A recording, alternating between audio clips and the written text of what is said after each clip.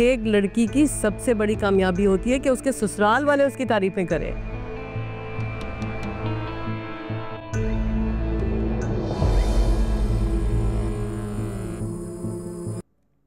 अरे आओ। अस्सलाम वालेकुम अंकल। वालेकुम सलाम। असद आओ बैठो।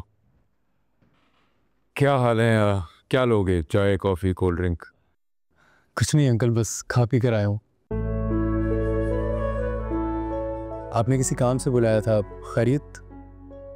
वो मुझे तुम्हारी इनॉग्रेशन की डिटेल्स मिल गई थी भाई। तुम्हारी स्ट्रेटजी मुझे पसंद आई। Thank you uncle. ये तो ये काम इस वीक में रेडी हो जाता, लेकिन आपको पता है रूहान इस्लामाबाद गया हुआ है, तो जैसे ही वो आएगा इंशाल्लाह हो जाएगा। अरे नहीं नहीं, कोई मसला नहीं है। मैंने तो किसी और वजह से बुलाया था। मेरा कुछ इन्वेस्टमेंट का इरादा बन रहा था, तो क्यों ना हम इस्लामाबाद में एक और दूसरी ब्रांच खोलें। ये तो बहुत अच्छी बात है अंकल। परफेक्ट। Good good. मैं बस इस पे वर्किंग करता हूँ, उसके बाद फिर आपको इन्फॉर्म करता हूँ सब।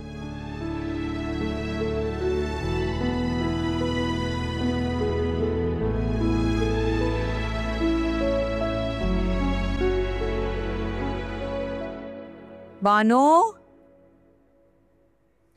अरे भाई कहाँ रह गई हो बानो? जी मैडम। अरे भाई कहाँ हो तुम? तुम्हारी छुट्टियां खत्म हो चुकी हैं। जब से तुम आई हो एकदम गायब हो। मैडम वो मेरे वालिद साहब की तबीयत बहुत ज़्यादा ख़राब थी, तो इसलिए मैं कुछ दिन और रुक गई। हाँ ठीक है। मुझे ये बताओ, जिस मकसद के लिए मैंने तुम्हें ईशल के ससुराल भेजा था, क्या हुआ? मुझे डिटेल चाहिए।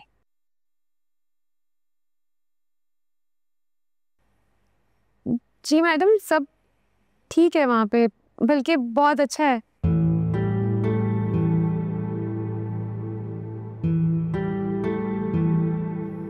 तुम्हारे पास दूसरी नौकरी है?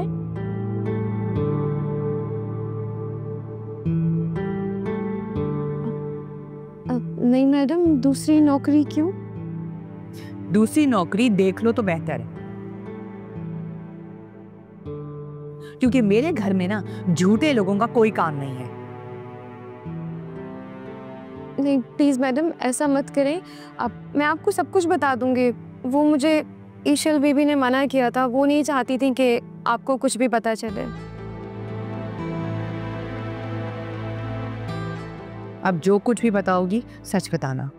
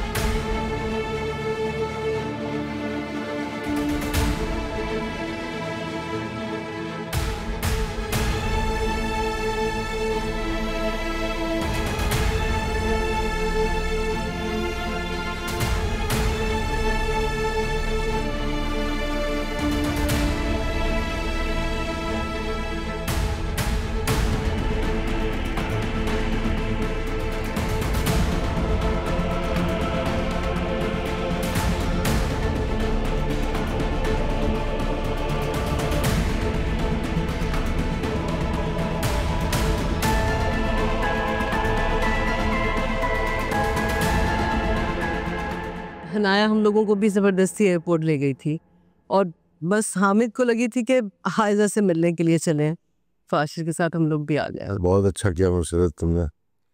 इस बहाने मेरे भाई ने बाहर की ताज़ा हवा खा ली। भाई साहब, आपको बहुत बहुत मुबारक हो। यकीनन दादा बनने की खुशी तो खुशी तो पूरे घर को है मुर्शद।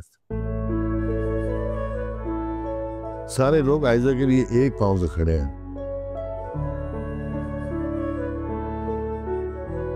आशिर, असद और खास तौर पे ईशल।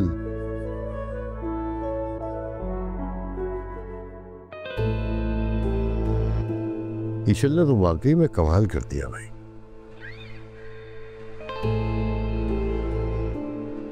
मैंने तो सोचा भी नहीं था इन दोनों को, अनाया को और ईशल को घर में लाने का फैसला बिल्कुल सही हुआ।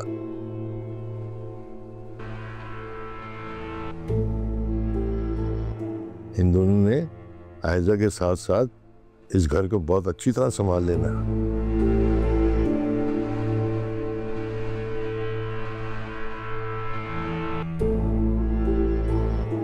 सच कहा आपने भाई साहब।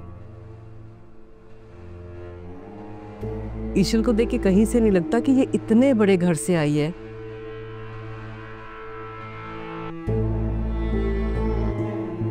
कोई बनावट है ना कोई नखरा है। जीते रहो बेटा, खुश रहो।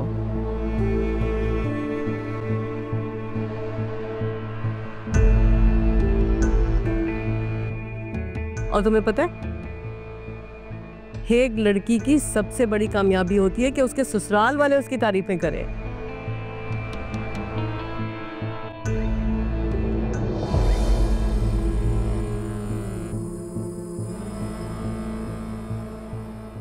आंटी मैं तो बस अपना काम कर रही थी। अम्मी, असद को मैंने इतनी बार कहा कि आपसे मिलवाने ले जाए, लेकिन सुनते ही नहीं है। आप आइए ना, बात करें। मुझे सिर्फ कमरे में कैद करके रख दिया है। तो ठीक किया ना बिल्कुल असद ने।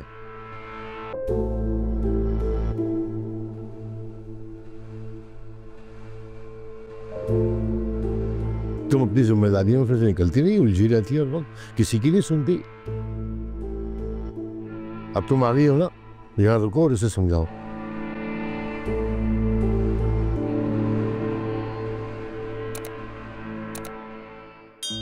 अरे नहीं भाई साहब, वो रोहान ने किराएदार से बात की, आज वो मकान देखने के लिए आ रहा है। अनाया और रोहान वापस आ जाए फिर मैं आऊंगी ना आराम से। ठीक है, जैसे तुम्हारी मर्जी।